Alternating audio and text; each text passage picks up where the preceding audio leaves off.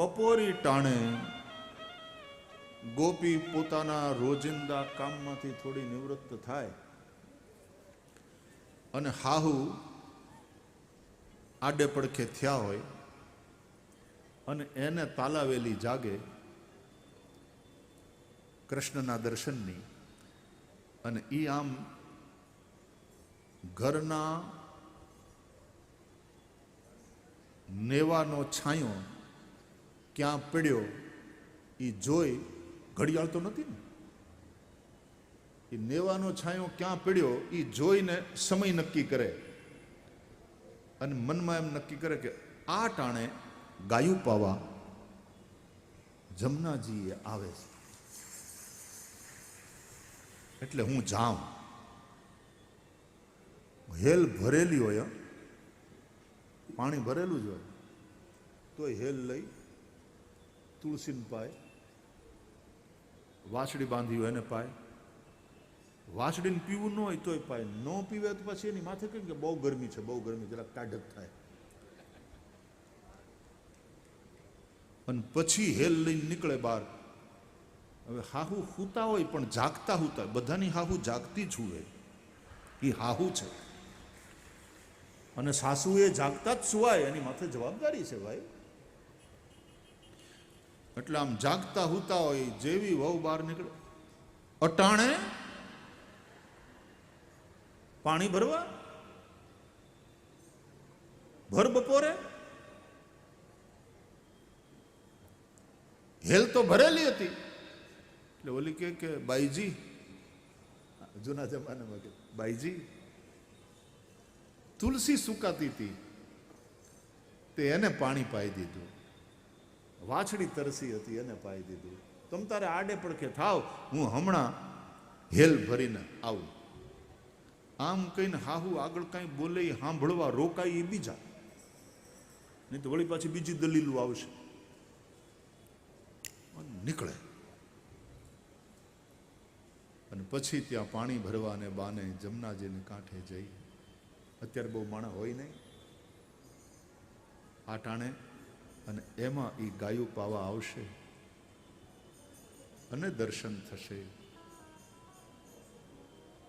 અને એની કૃપા થાય ને વળી એની યારે વાત થઈ જાય તો શું કેવું. गोपी प्रेम है, प्रेम मिलने का बहाना ढूंढता है, છૂટા પડવાના બાના ન શોધશો, મળવાના ભેગા રહેવાના બાના શોધો. પોઝિટિવલી જુઓ, એમાં કેટલું સારું પણ છે ને અમુક વસ્તુ. મળવાના બાના,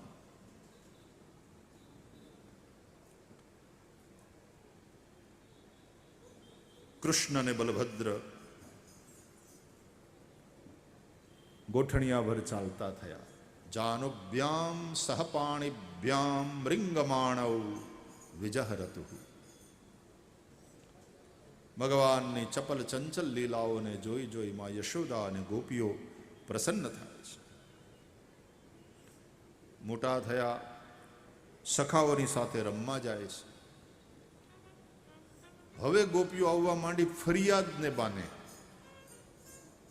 વત્સાન મુંચન ક્વચિદ સમયે ક્રોશ સંજાત હાસઃ સ્તેયં સ્વાદવત્યથ દધિપયઃ કલ્પિતૈસ્તેયયોગૈઃ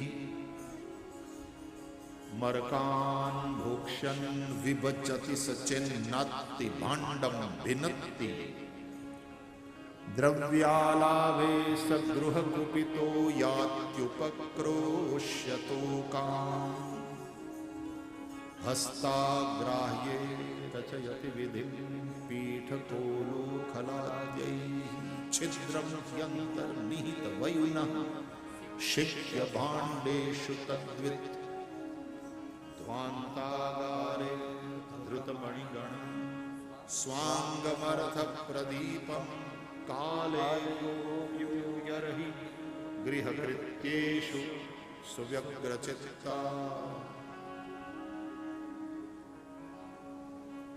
અમે તો એટલા માટે ગાયા કરીએ, ગાવા જેવા શ્લોકો છે, જેટલી વાર ગાઈએ એટલી વાર આનંદ આવે. તમને કદાચ પૂરું નહીં સમજાય તો હવે તમને સીધી સાદી ભાષામાં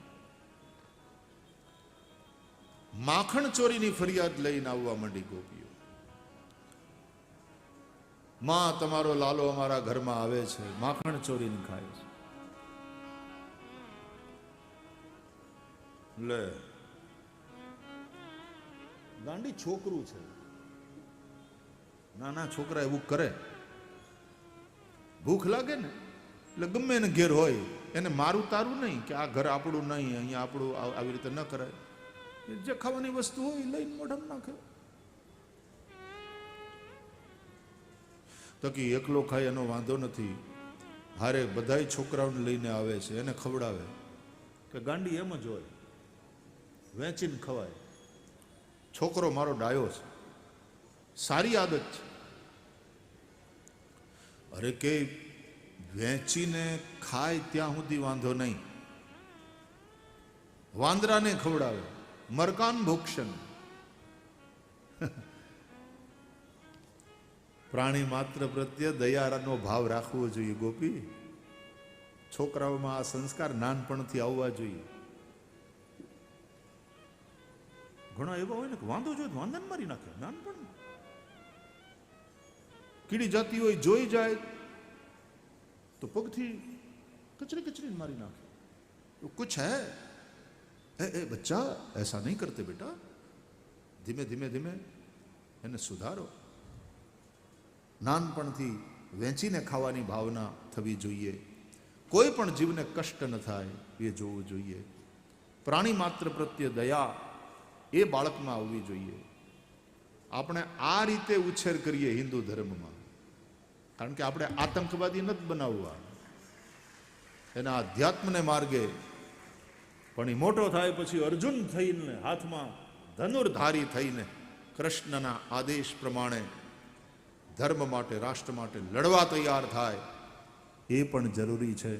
કૃષ્ણ મુરલી વગાડે છે, પ્રેમની બંસી બજાવે છે, પણ ટાણું આવે ત્યારે કૃષ્ણ સુદર્શન પણ ચલાવે છે.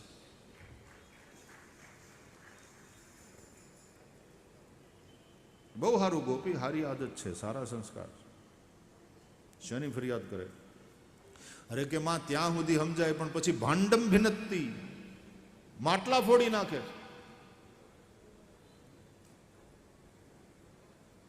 હા, ઈકો ઈકો लाला इधर आओ.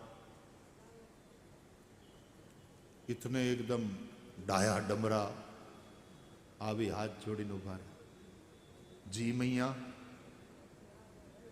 तुम इनके मटके फोड़ देते हो बेटा? भोले होकर बोले नहीं मैया, मटके तो मिट्टी के होते हैं ना, इसलिए फूट जाते हैं.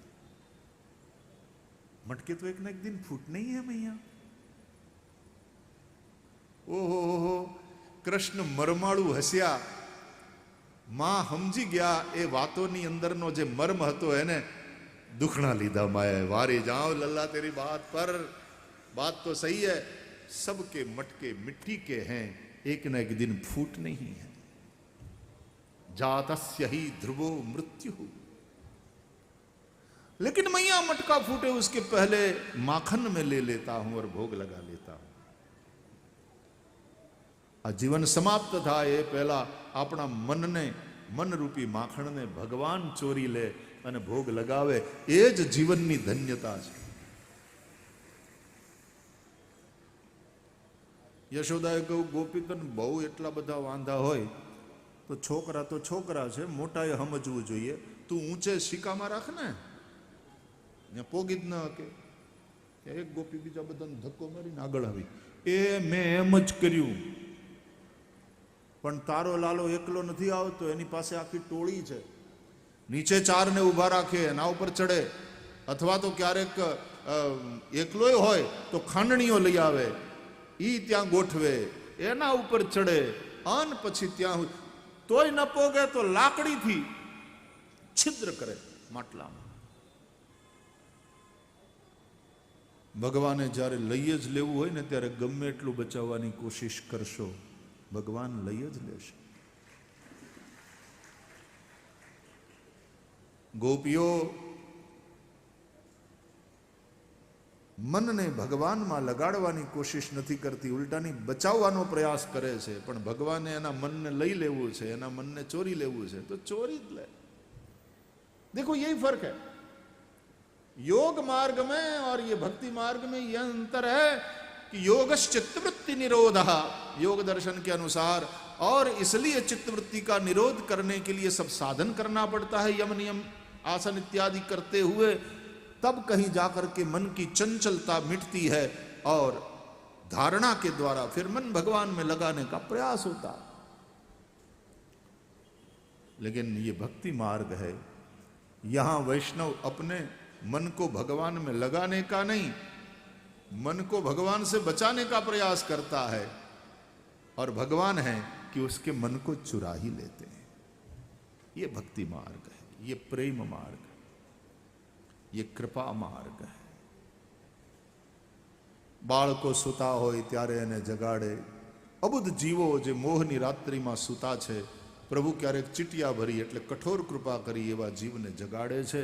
વત્સાન મુંચન ક્વચિદ અસમયે, હજી એની મુક્તિનો ટાણું ન થયું હોય, એવી ભૂમિકા ન બની હોય કે એને મોક્ષ મળે. અને એ સંસારને જે ખીલે બંધાણા હોય, પણ એ વત્સ છે ને ભગવાનના વાલા, એવા વૈષ્ણવને ભગવાન મુંચન મુક્ત કરી દે છે. એ ભી પ્રભુ કી કૃપા. એક એક લીલાઓ દિવ્ય છે, એના અદ્ભુત અર્થો ભાવ આચાર્ય મહાપુરુષોએ પ્રગટ કર્યા છે. એકવાર શ્રી કૃષ્ણે રમતા રમતા વ્રજરજ ઉઠાવી મુખમાં મૂકી.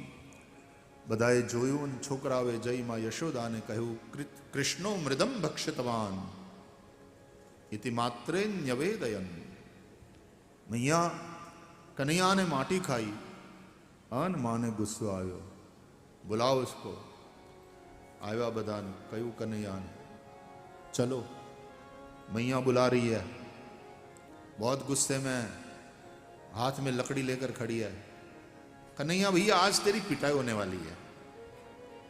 तो कन्हैया उठे, हाथ साफ कर लिया, मुंह पोंछ लिया, थोड़े चिढ़ गए. दाऊ दादा और सभी से बोले, तुम लोगों को चुगली करने की बड़ी खराब आदत पड़ गई है, चुगली करना बुरी बात. तो दाऊ जी ने कहा, गुरु हमको बाद में उपदेश देना, जगत गुरु पहले चलो, मैया बुला रही है. डरना मार्या, होठ निकलवा मीडिया. पाछू फरीन पाछा दाऊजी ने बधाने तर्जनी देखाड़ता जाए. दाऊजी वाहेथी धक्को मारे, चल मैया बुला रही. मां पाहे लावीने उभो करी दीधो. पोलीस लावीने जम अपराधी ने उभो करी दे ने न्यायाधीशनी सामे कोर्टमां, मां बधा पाछळ, दाऊजी बधा सखाओ, कृष्ण आगळ, हमें यशोदा. फरियाद करी છે બધા, કૃષ્ણો મૃદમ ભક્ષિતવાન, માટી ખાધી આણે. યશોદાએ પૂછ્યું, કસ્માન મૃદમ અદાંતાત્મન ભવાન ભક્ષિતવાન રહ. એવા એવા શ્લોકો છે ને આચાર્ય મહાપુરુષોએ એવા એવા અર્થો કાઢ્યા છે. ઘણી વાર કહ્યું છે કે આ લીલા એવી છે મૃદ ભક્ષણની કે આના ઉપર તો 3 કલાક હાલે એવો કોર્ટ રૂમ ડ્રામા તૈયાર થાય. ઠાકોરજીની લીલાને એ રીતે પ્રસ્તુત કરી શકાય. અહીંયા યશોદાજી ન્યાયાધીશ છે એ ભૂમિકામાં, દાઉજીને એ ફરિયાદી છે, કૃષ્ણ આરોપી છે. કયો આરોપ છે? ભોગતા હોવાનો. દાઉજી સંકર્ષણ આત્મવિદ્યાનું પ્રતીક છે. परमात्मा भोगता नहीं है, ब्रह्म भोगता नहीं है, आत्मा भोगता नहीं है। अहम भोजनम नैव भोज्यम न भोक्ता चिदानंद रूप शिवोहम शिवो। અને ઈ ખાય કેમ હાલે? યશોદાએ પૂછ્યું, કસ્માન મૃદમ અદાંતાત્મન ભવાન ભક્ષિતવાન રહા. યશોદાને એને ખાધું એનો વાંધો નથી, માટી કેમ ખાધી? કસ્માન મૃદમ, ઘરમાં ખાવા માખણ નથી, रोटी नहीं है, क्यों खाई मिट्टी? એટલે યશોદા બીજી જ રીતે પાછા વઢ્યા. સવારના પોરમાં નવડાવી ધોવડાવી તારો શૃંગાર કરી તને તૈયાર કરું છું, કલેવા કરાવું અને પછી રમવા મોકલું. અને ભાઈ ધૂળમાં રમવા માંડે. ધૂળમાં જ રમવું, ધૂળમાં આળોટવું, અને હવે ધૂળ ખાવાનું ચાલુ કર્યું. ભાગવતનો શ્લોક નથી, પણ ભાગવત ઉપર આચાર્યોએ જે ટીકાઓ લખી છે એનો શ્લોક છે.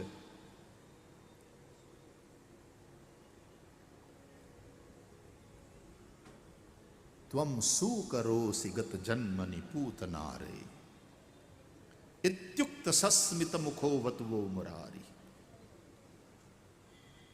ऐसा लगता है तुझे देखकर और तेरे ये सब काम देख करके कि तू पूर्व जन्म का सूकर है. આવું ભગવાનને કહેવાય નહીં. આ તો યશોદાજી જ કહી શકે. પૂર્વ જન્મ કા તું સુકર. સુકર એટલે ખબર? સુકર એટલે શું ભાઈ? ઓલા ભૂંડ રખડે ને, જે ગંદગીમાં તે મોઢું નાખી નાખીને ખાતા હોય. બોલો, યશોદાએ આવું કીધું. આપણે ન કહેવાય. યશોદા બોલ્યા, માં છે ને, તું ગયા જન્મનો શુકર લાગે છે. गंदगी से इतना प्यार, गंदगी में खेलता रहता. આમ કરી થોડું માથું ખંજવાળતા હેઠું જોઈ કૃષ્ણ હસી પડ્યા. હવે તમે છોકરાને ખીજાતા હોય ને એ સમયે છોકરું આવી રીતે દાંત કાઢે તો તમને ગુસ્સો આવે કે નહીં?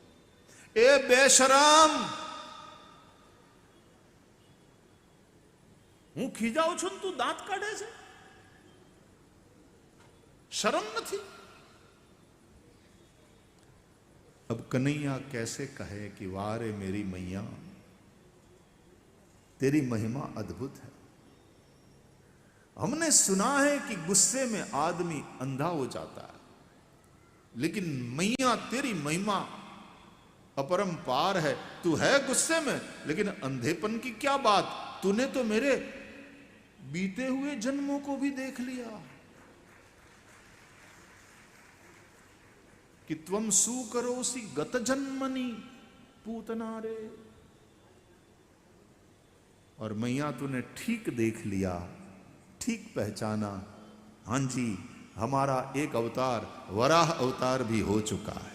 तूने ठीक देखा मैया, तू झूठ नहीं बोल रही. हम वराह के रूप में भी रह चुके. अदांतात्मन. હવે આ નામ તમને વિષ્ણુ સહસ્ત્ર નામમાં નહીં મળે. चटोरे, तेरी जिह्वा पर तेरा बस नहीं, खाता ही रहता है, खाता ही रहता है. अब मिट्टी खा रहा है, ये कोई खाने की चीज है? કેમ ખાધી? હવે ખાધી એમ કે તો માં મારે, નથી ખાધી એમ કે तो दाऊजी मारे. ये मोटा भाई है, मोटो भाई बाप ने ठेकाने के कि झूठ बोल रहा है.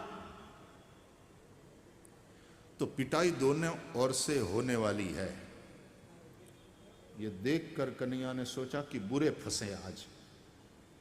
और मां है कि पूछे जा रही है, क्यों खाई, क्यों खाई मिट्टी, बोलता क्यों नहीं? રોવું આવી ગયું, હોઠ નીકળવા માંડ્યા, અને પછી કનૈયાની મોટી મોટી આંખીઓમાંથી, કાજળ આંજેલી આંખીઓમાંથી મોતી જેવા મોટા મોટા આહુડા ટપ ટપ.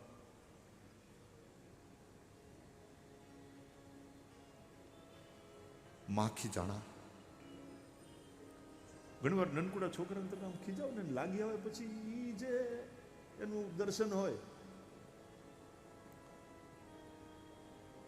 અને રડતા રડતા બોલ્યા, નાહમ ભક્ષિતવાન અંબ અંબ ન અહમ ભક્ષિતવાન. મૈયા मैंने नहीं खाया. झूठू बोले છે. ત્યાં તો બધા બોલ્યા નહીં ખાયા ખાયા, हमने अपनी आंखों से देखा. यशोदा ने कहा लो वदंती ताव काह्येते कुमारास्ते अग्रजः अपि अयम्.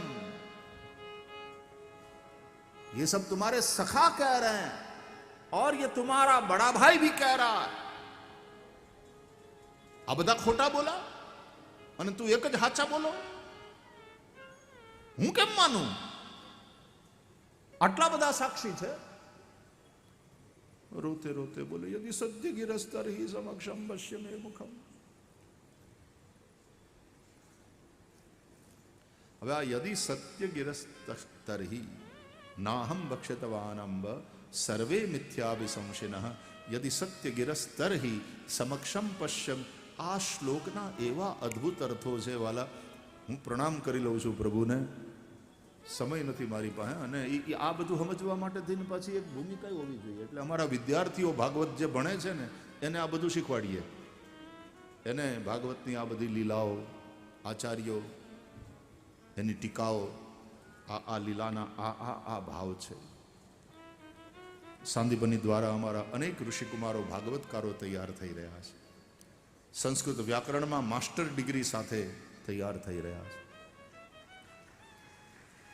આપણે ત્યાં ઘણી બધી પાઠશાળાઓ, બધી જ પાઠશાળાઓ મારી જ છે, અને હું બધી પાઠશાળાઓ, ઋષિ ડાયા બાપાએ ત્યાં, બ્રહ્મર્ષિ છારોડી અમારે પૂજ્ય માધવપ્રિય સ્વામી, ત્યાં પણ સુંદર સંસ્કૃત પાઠશાળા કેટલી, અંબાજીમાં, સૂર્યપુરમાં, ભરૂચમાં કેટલી અને બીજી નવી પાઠશાળાઓ પણ ઘણી બધી થઈ છે, થઈ રહી છે. બહુ સારા દિવસો આવવાના છે કે હવે આવા સંસ્કૃતના જાણનારા વિદ્વાનો આપણને મળતા રહેશે, આવા વેદજ્ઞ વિદ્વાનો મળતા રહેશે.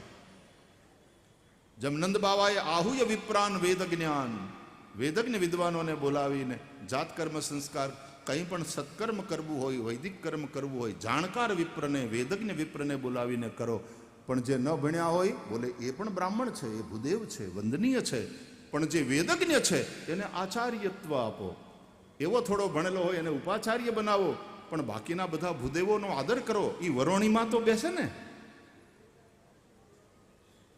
એ જપ કરતા રહે, બીજી તૈયારી કરે, સ્વાહાકાર સાથે આહુતિ આપે, પણ બ્રાહ્મણ પૂજનીય છે.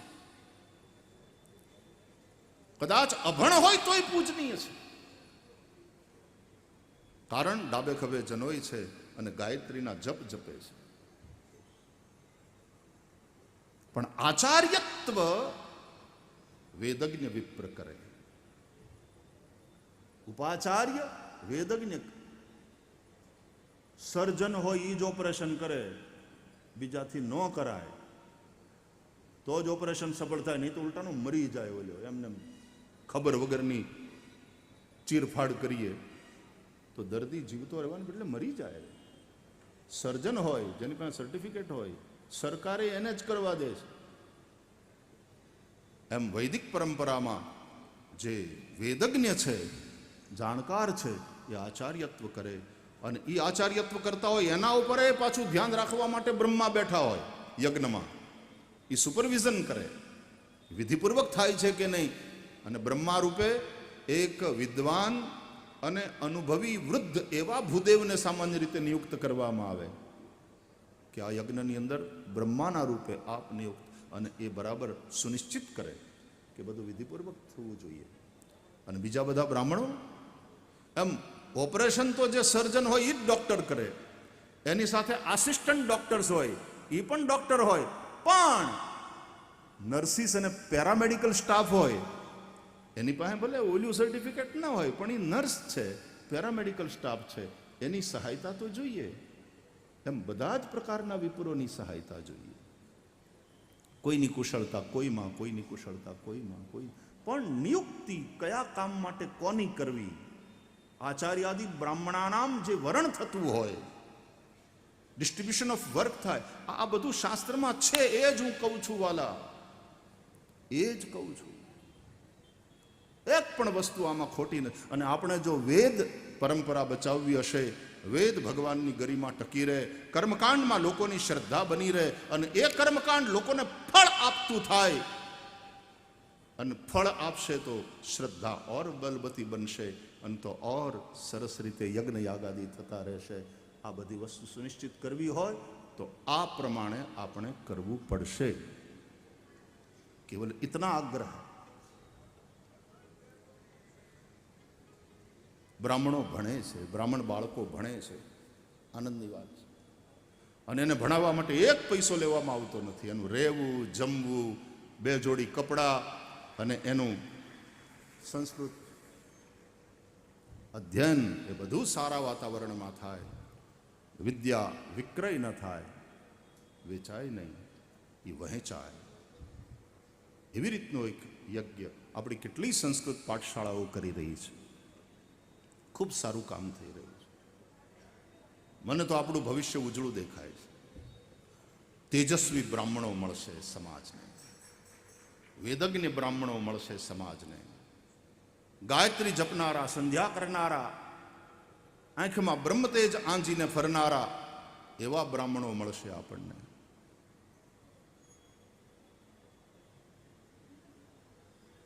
સર્વ વેદમયો વિપ્ર, વેદમય વિપ્ર, સર્વદેવમયો નૃપ.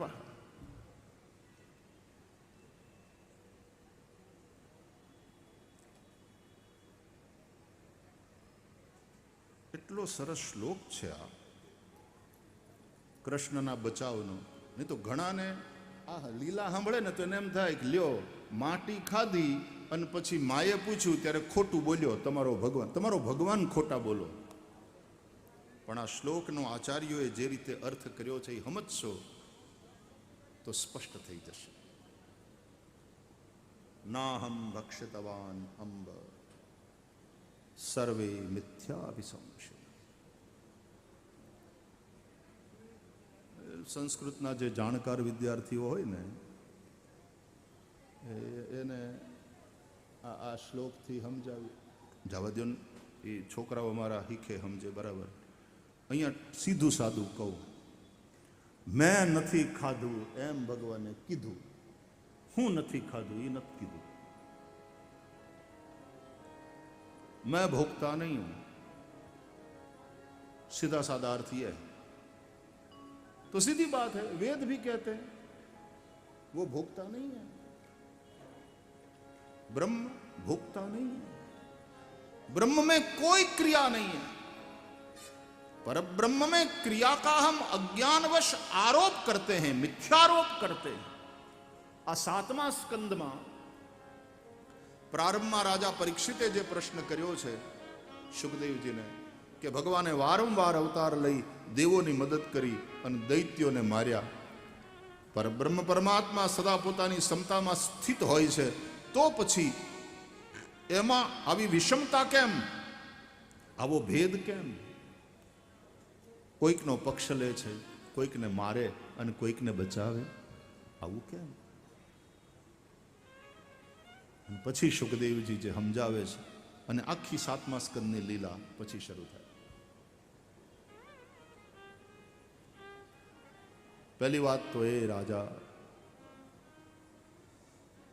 બ્રહ્મમાં કોઈ ક્રિયા જ નથી, પછી ભેદ શું કામ કરે છે પ્રશ્ન જ ઉભો થતો નથી. ક્રિયા રહિત છે. આપણે પરબ્રહ્મ પરમાત્મામાં અજ્ઞાનવશ ક્રિયાનો આરોપ કરીએ છીએ. એ આમ કરે છે, આમ કરે છે, આમ કરે.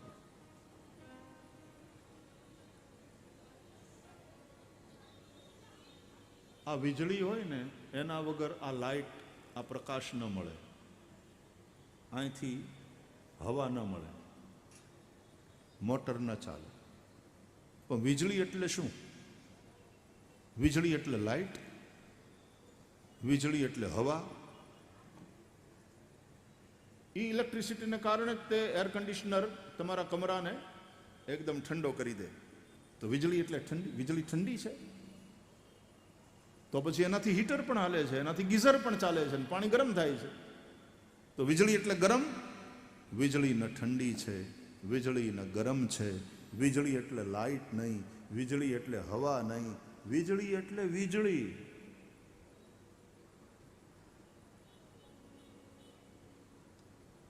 इलेक्ट्रिसिटी इन साधनों के माध्यम से अनुभव में आती है, नहीं तो इलेक्ट्रिसिटी दिखती नहीं है. વાયર આમ નામ પડ્યો હોય, જીવતો વાયર હોય, કરંટ ચાલુ હોય, અને કોક એમ કે આઘાર્યું હતું, વાયર છે, જીવતો વાયર છે, કરંટ ચાલુ છે, ઝટકો લાગશે, આઘારે છે. અને પછી કોક એમ કે મને તો વાયર દેખાય છે, કરંટ દેખાતો નથી. ભાઈ ભાઈ ભલે નો દેખાતો હોય પણ ચાલુ છે, કહું છું ને. મને દેખાતો નથી, હું કેવી રીતે માનું?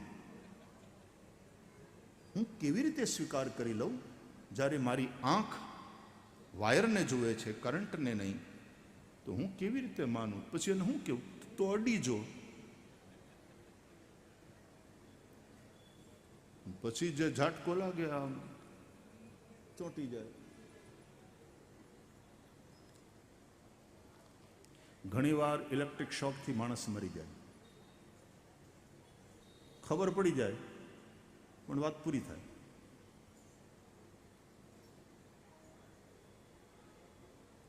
ઈ જો એકદમ ખેંચી અને પછી એને માણસ ચોંટી જતો હોય તો આ તો કૃષ્ણ છે. ઈ ખેંચી લે પછી બધા એને ચોંટી જાય.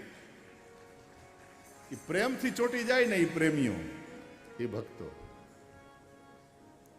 કૃષ્ણ વળગે છે, ચોંટે. કૃષ્ણ પણ ચોંટે. તમે વળગો માં વિઠ્ઠલ રાય, અમે નહીં તમારા રે. ગોપી કહે છે નહીં આવું નહીં આપું હો નંદજી ના લાલ રે, મહિડા અમારા રે. તમે વળગો માં વિઠ્ઠલ રાય, અમે નહીં તમારા રે, અમે નહીં તમારા રે. એમ કહેતા જ ગોપી કૃષ્ણની થઈ જાય છે. નહીં આપું એમ કહેતી વખતે આ પ્રેમની આ વડછડ છે.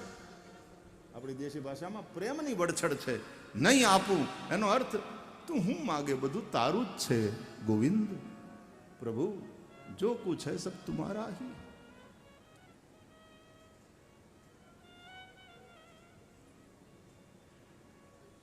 આ લાઈટ ચાલુ છે ને એટલે અનુભવ થાય છે કે ઇલેક્ટ્રિસિટી, કરંટ ચાલુ છે.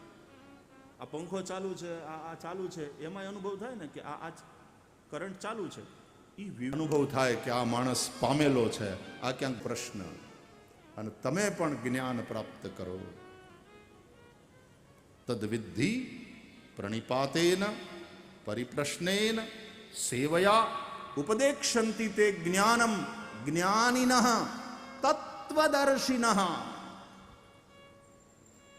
જેણે એ તત્વને જોયું છે, જેણે એ તત્વનો અનુભવ કર્યો, એવા જ્ઞાની મહાપુરુષો પાસે જાઓ, એને પ્રણામ કરો, જિજ્ઞાસાથી એને પૂછો, એને શરણે રહો, એની સેવા કરો.